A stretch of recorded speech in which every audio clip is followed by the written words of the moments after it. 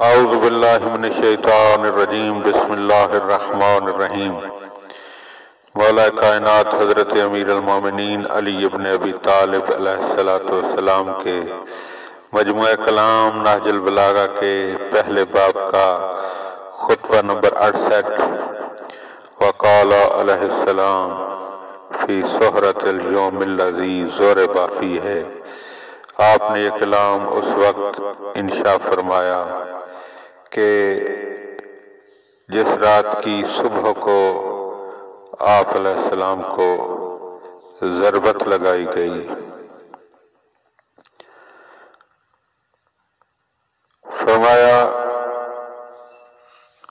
ملکتنی عینی وانا جالس فسن خالی رسول اللہ صلی اللہ علیہ وآلہ وسلم۔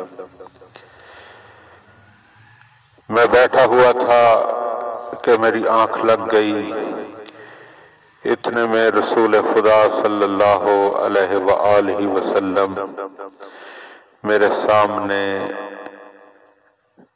جلوہ فرما ہوئے۔ فقلت یا رسول اللہ ماذا لقیت من امتک من العوادد واللد۔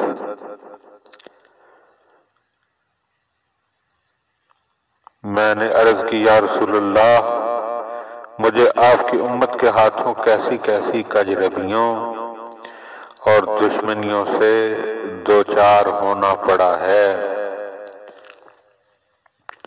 فقال ادعو علیہم، تو رسول اللہ صلی اللہ علیہ وآلہ وسلم نے فرمایا تم ان کے لیے بد دعا کرو۔ فقلت ابدلنی اللہ بہم خیرا منہم وابدلہم بی شرا لہم منی۔